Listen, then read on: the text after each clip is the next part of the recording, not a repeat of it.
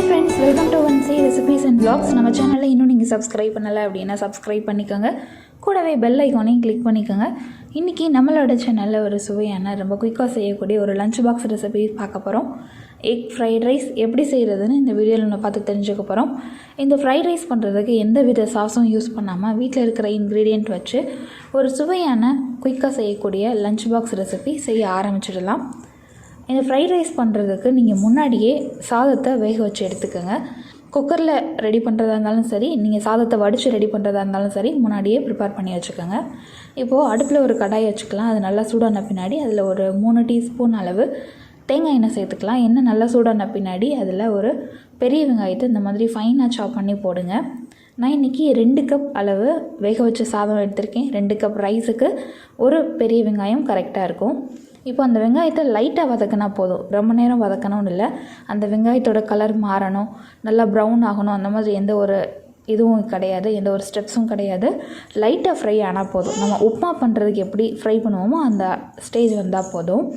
இப்போ பாருங்கள், வெங்காயத்தை லைட்டாக வதக்கிட்டோம். இந்த டைமில் கொஞ்சமாக சால்ட் ஆட் பண்ணிக்கலாம். நம்ம சாதம் வேக வைக்கும் பொழுதே உப்பு சேர்த்துருப்போம். அதனால் இந்த ஃப்ரைட் ரைஸ் பண்ணுறதுக்கு கொஞ்சமாக உப்பு சேர்த்துக்கோங்க.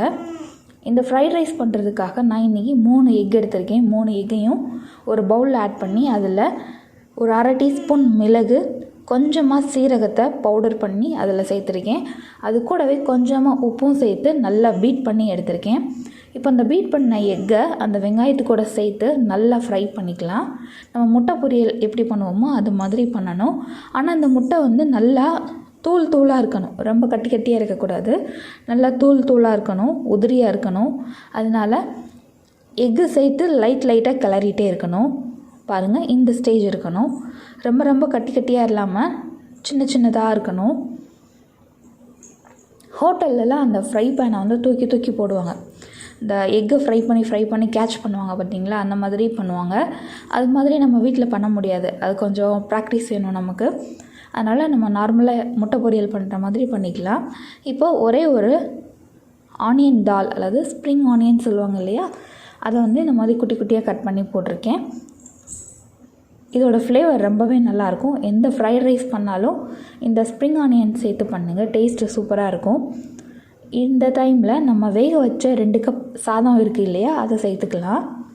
ரொம்ப குயிக்காக பண்ணிடலாங்க, ஒரு 5 மினிட்ஸ் கூட ஆகாது. சாதம் மட்டும் ரெடி பண்ணால் போதும். இப்போ 2 கப் சாதம் சேர்த்துட்டோம். முட்டை கூட சேர்த்து நல்லா வதக்கி விட்டுடலாம்.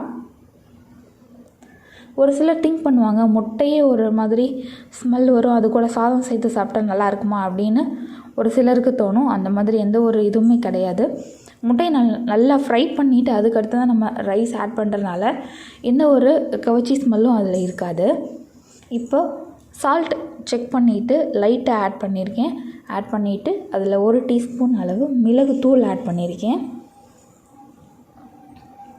இது கூடவே ஒரு பிஞ்ச் அளவு மிளகாய் தூள் சேர்த்துக்கலாம். அதே மாதிரி ஒரு 1/4 டீஸ்பூனுக்கும் கம்மியாக மஞ்சள் தூள் சேர்த்துக்கலாம்.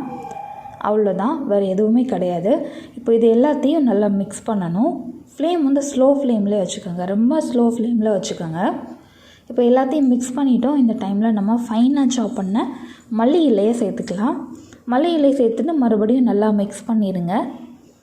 அவ்வளோதான், நம்மளோட சுவையான எக் ஃப்ரைட் ரைஸ் ரெடி ஆயிடுச்சு.